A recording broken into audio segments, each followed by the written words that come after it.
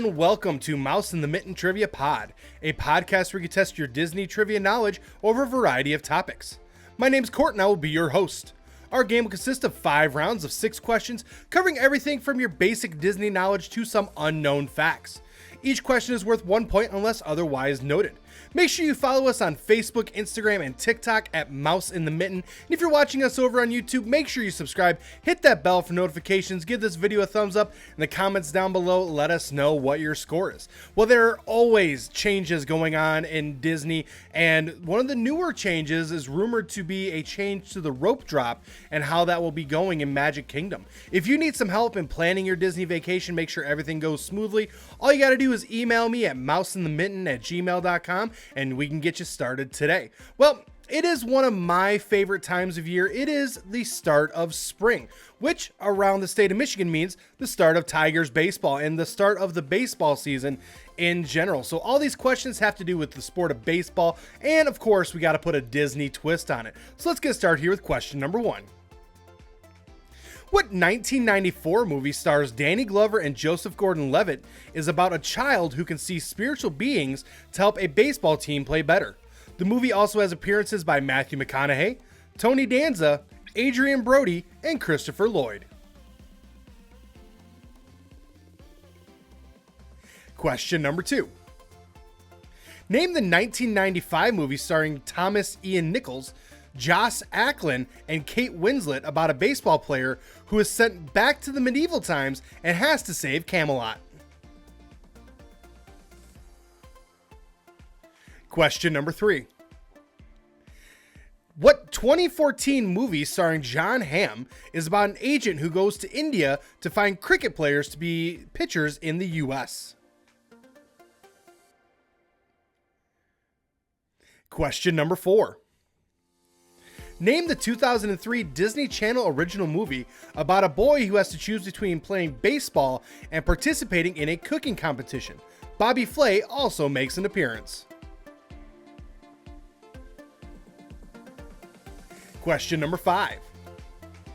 From 1997 until 2005, what Major League Baseball team did the Walt Disney Company own? And question number 6. What team was featured in the first Disney made-for-TV movie? All right, I'm going to give you a few seconds worth of music, try to come up with those answers, and then I will return.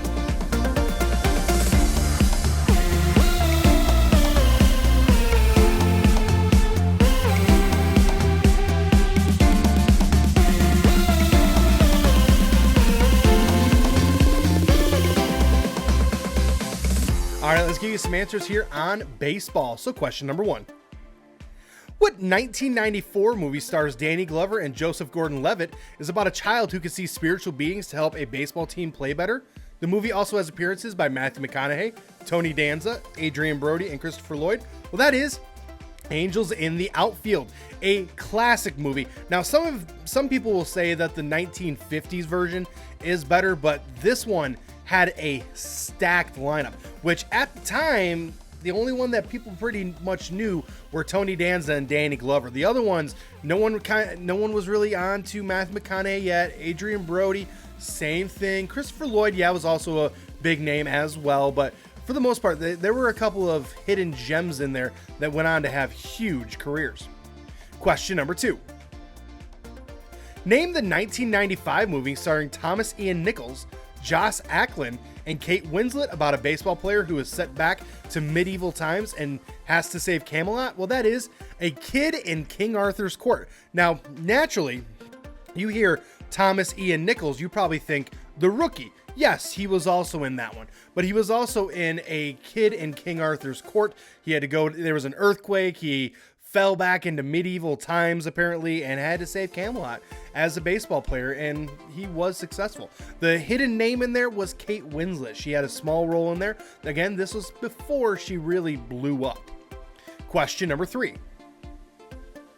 What 2014 film starring Jon Hamm is about an agent who goes to India to find cricket players to be pitchers in the US? Well, that is $1 Million Arm.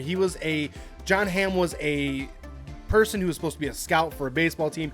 He was trying to kind of see where he could find talent and thought maybe cricket players in India were the key. And it's based on a true story. He ended up, I think, bringing 3 or 4 cricket players over here. And I think one of them got as high as AAA, which is right below the major league level. So pretty good shot there. And it was a good opportunity for those players, but unfortunately not successful, but a great story and a cool story as well. Question number 4. Name the 2003 Disney Channel original movie about a boy who has to choose between playing baseball and participating in a cooking competition. Bobby Flay also appears. Well, that is Eddie's $1 Million Cook-Off. Eddie is a baseball player. He loves to play baseball. His dad is his coach, and he also loves to cook. And he decides to start cooking. He enters into this competition. And shocking, I know, big twist of events here. The competition's the same day as a big baseball game, and he has to choose which one he wants to do. I know, shocking revelation there in a Disney Channel original movie. Who would have thought? Question number 5. From 1997 until 2005, what Major League Baseball team did the Walt Disney Company own? They owned the Los Angeles Angels. If you had said Los Angeles Angels of Anaheim, if you had said Anaheim Angels, if you had just said Angels, give yourself the point there because they're all correct. The teams changed location names about 1,000 times. California Angels, there's another one as well. As long as you said some iteration of that, then you get the point. They did a really cool job. There's out in the center field there, a really cool rock display in the field that was designed by Disney Imagineers, but they didn't own the team for too long. Eventually, they ended up selling it in 2005. Last but not least, question number 6. What team was featured in the first Disney made-for-TV movie? Well, that would be the Detroit Tigers. This is a movie called Tiger Town. Now, have you seen Tiger Town? Neither have I. So, I don't know how great it is. There's no really big names in it. It's not on Disney Plus. I mean, it'd be interesting just to watch it, just to see what it looked like, because we're talking about like 1979 here. Really, you know, it's older, so I would be interested to see what it looks like. But hey, it's baseball season, means warmer weather is hopefully around the corner, and then we are into summer. Continuing on now into round number 2. Round number 2 is our fast facts. This round is filled with simple questions that have simple answers. Today's category is, did Team USA play them? This week sees the anniversary of D2 The Mighty Ducks, a fantastic movie that is a ton of fun. And in that game, the Ducks go into the Junior Goodwill Games, and they are representing Team USA. And they show several games that Team USA plays throughout this tournament. You just have to say either yes, Team USA played that team in this tournament, or no, they did not. So let's get started with question number 1. Iceland. Question number 2. Italy. Question number 3. Finland. Question number 4. Belgium. Question number 5. Russia. And question number 6. Trinidad and Tobago. Now, some of the, I mean, it's a hockey movie. It's a Disney hockey movie. The hockey rules a little bit loose when it comes to the Junior Goodwill Games, apparently, but still a fantastic movie with a lot of fun. So let's get started here on did Team USA play them? So question number 1. Iceland, that one is a yes. And if you talk to anyone who is a hockey aficionado, they will let you know Iceland is not a very dominant hockey country. So why did they go with Iceland? Well, they thought about Russia, but literally Cold War just ended. They thought that might not vibe all that well, so they decided to go with Iceland. I think that was the right call. Question number 2. Italy, that one is a yes. That is one of the kind of rounds leading up to the pinnacle game between USA and Iceland in the gold medal match, everything else like that. So yeah, Italy. And again, not a huge hockey country, but definitely some cool jerseys. Question number 3. Finland, that one is a no. Now, if you are familiar with hockey, you know that they had the Four Nations tournament for the All-Star game this year for the NHL. Finland was one of those countries. Finns, very good at hockey, was not in this movie. Question number 3.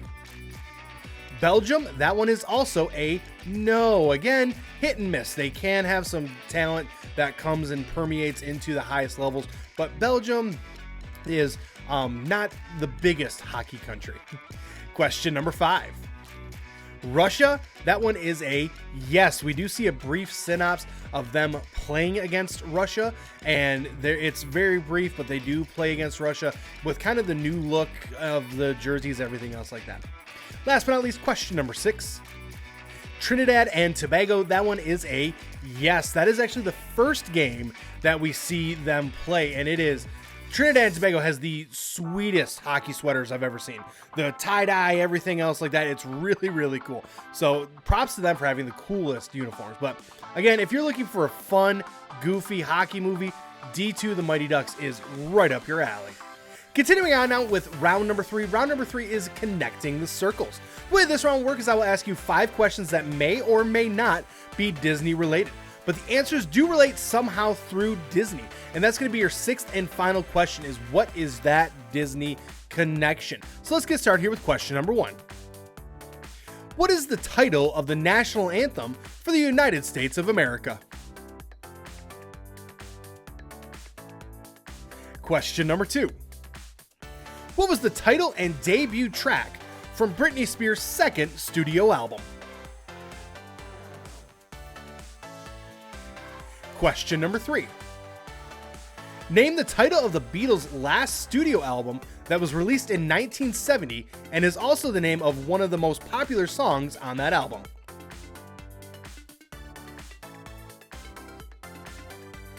Question number 4.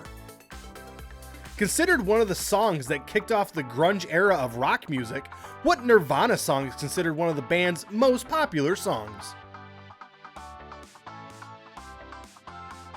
Question number 5. According to a well-known 1963 song, where can you cry if you want to? And question number 6 is what is that connection? I'm going to give you a hint. There is a connection there with something from Disney Channel. All right, that's going to be your hint. But I'm going to give you a few seconds worth of music, try to come up with those answers, and then I will return.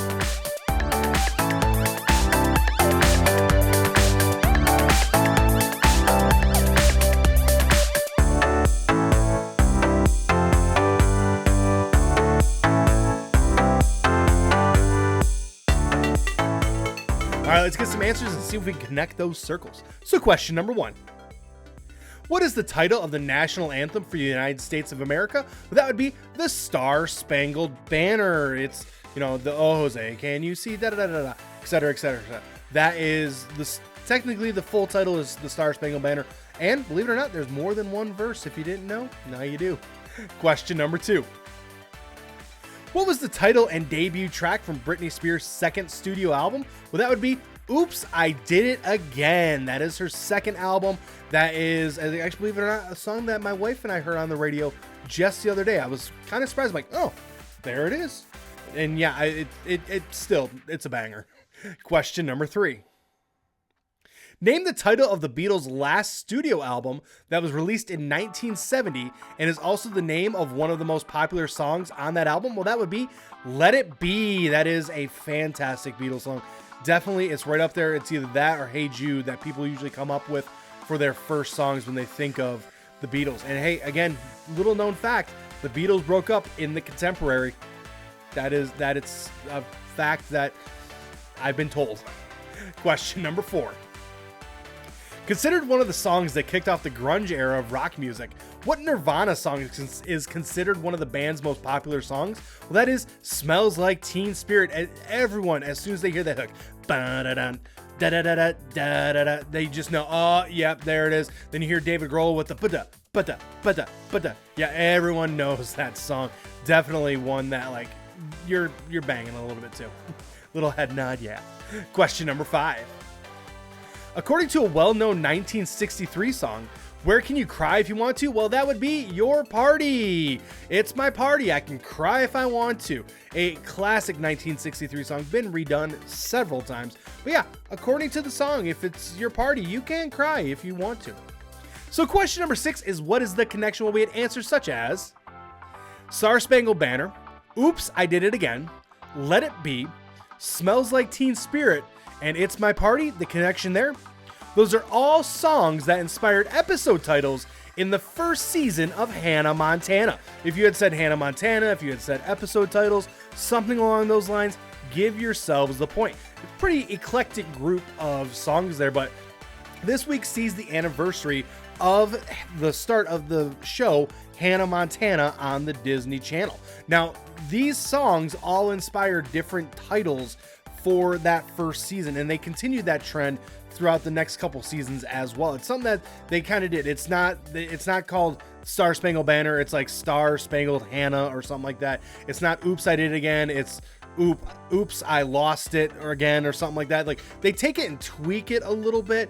They have one that's called Good Golly Miss Dolly, in which Dolly Parton is on the episode. So it's cool. It's creative. I tried to, hopefully you enjoy that, to be able to kind of piece that together, have a little bit of fun of naming just some random eclectic songs as well. Continuing on now into round number 4. Round number 4 is typically reserved for our movie anniversaries, and today that will hold true. Today, we are talking about The Rookie. We're talking about the movie, not the TV show. We're talking about the movie, The Rookie. This is also pretty high up on my list in terms of favorite movies as well. Let's get started here with question number 1. What sport is the 2002 movie, The Rookie, about? Question number 2. What state is the location for most of the movie? Question number 3. What organization does Jim Morris try out for and join in the movie and in real life? Question number 4. In The Rookie, what subject does Jim Morris teach in the movie and is also the same subject he taught in real life? Question number 5. Jay Hernandez plays Joaquin Campos, a player on the high school team that Morris coaches. What is Campos' nickname?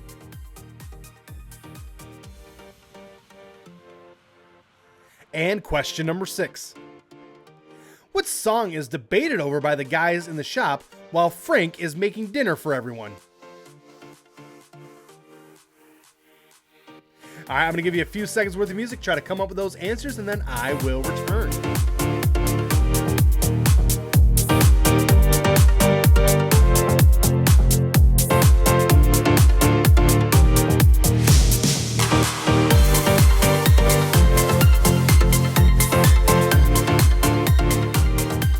Let's give you some answers here on The Rookie. So question number 1. What sport is the 2002 movie The Rookie about? Well, it is about baseball. Kind of continuing the theme from round number 1. This is about baseball. But again, if you're not a huge fan of the game of baseball, you still will enjoy this movie and all the little nuances as well. Question number 2. What state is the location for most of the movie? Well, that would be Texas. He is a baseball coach in Texas. That's where he, we'll talk about later, where he tries out everything else like that. So that is Texas. Question number 3. What organization does Jim Morris try out for and join in the movie and in real life? That'd be the Tampa Bay Devil Rays. Now, if you had just said Tampa Bay Rays, that's the same point. They have since dropped the Devil, and now it's just Tampa Bay Rays. But yep, at the time when the true story of Jim Morris was taking place, the Tampa Bay Devil Rays were an expansion team, and they basically held open auditions across the country, and he tried out at one of the locations in Texas and ended up making the team, and ended up making the organization with a minor league contract. Eventually, he did work his way up to the majors. Question number 4. In The Rookie, what subject does Jim Morris teach in the movie and also in the same subject he taught in real life? Well, he taught chemistry or physical science. Same thing. That's what he taught in real life before he became a major league pitcher. And in the movie, he is talking about chemistry. They're talking about protons and neutrons, figuring out the atomic mass of atoms, that sort of stuff. That is what he was teaching. Question number 5. Jay Hernandez plays Joaquin Campos, a player on the high school team that Morris coaches. What is Campos' nickname? Well, that is Whack. W-A-C-K, just whack. And that's how he kind of gets his attention. He's like, whack! He just yells it out. It's an interesting nickname for sure. The question is, how did he get the nickname? That's my question, is how did he get the nickname of Whack? Where did that one come from? Last but not least, question number 6. What song is debated over by the guys in the shop while Frank is making dinner for everyone? That is A Christmas Song by Nat King Cole. Frank is over the griddle, he's making them dinner, and he's playing a Christmas song, and all the old heads are arguing, like, why are we listening to this? And his argument is, like, the guy who wrote this, he wrote it on a beach in June. It's never too early or too late to play Christmas music, everything else like that, and I agree with him 100%. I feel you should listen to Christmas music all year round. It just makes everyone happy. But again, The Rookie, great movie. Check it out if you haven't. Continuing on now into round number 5. Round number 5 is going to be a Who Am I round.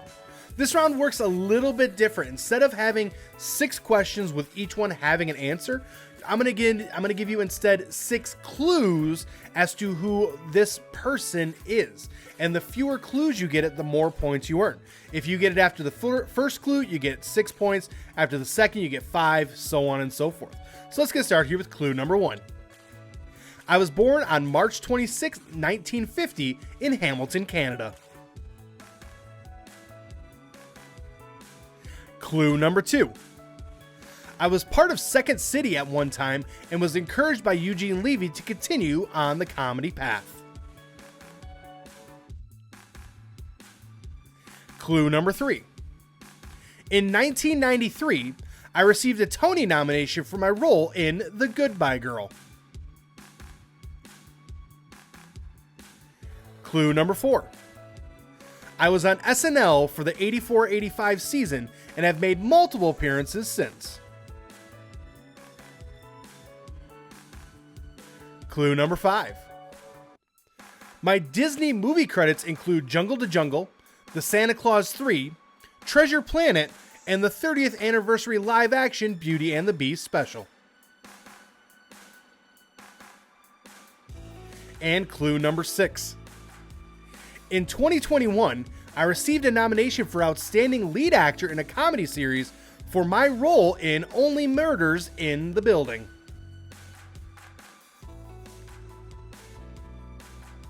All right, I'm going to give you a few seconds worth of music, see if you can come up with that answer, and then I will return.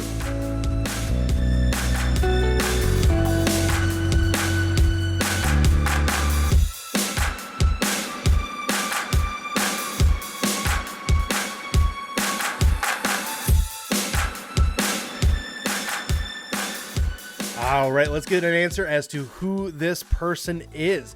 They were born this week in Hamilton, Canada, was part of Second City at one point and is good friends with Eugene Levy, was part of SNL, has made multiple appearances, has a couple of Tony nominations, has appeared in Jungle to Jungle, Santa Claus 3, Treasure Planet, and then the 30th anniversary of Beauty and the Beast when they did the TV special, and he's on the Only Murders in the Building, and that is Martin Short, a fantastic actor, a fantastic comedian. It is his birthday this week. Wanted to celebrate him and shout him out and say happy birthday again. He's probably not going to see this, but can still give him his flowers. Fantastic actor, does really well in everything that he's done. Was awesome on SNL's 50th, is hilarious on Only Murders in the Building, and everything he's in, just you can't help but smile at the energy that he brings, the bravado that he brings. It's just so much fun and so cool. So want to give him his flowers on this one and say happy birthday. If you got that after the first clue, you got 6 points. After the second, you got 5. After the third, you got 4, so on and so forth. Well, I want to thank you for tuning in this week. I will return next week with more questions and more fun. Make sure you're following us on Facebook, Instagram, and TikTok at Mouse in the Mitten. If you're watching us over on YouTube, make sure you subscribe, hit that bell for notifications, give this video a thumbs up, and in the comments down below, let us know what your score was. Now, if you're listening to us instead on Apple Podcasts, make sure you're following us. If Apple isn't your thing, make sure you follow us everywhere else. Wherever you can, leave us a 5-star review. Now, there's a lot of different intricacies that go into planning the perfect Disney vacation. If you need some help in planning that perfect Disney vacation, I would love to be able to help you out. To get started, all you got to do is email me at mouseinthemitten@gmail.com and we can get started. Well, my name's Court, the dog's name is Milo. I appreciate you tuning in, and I will see you next time.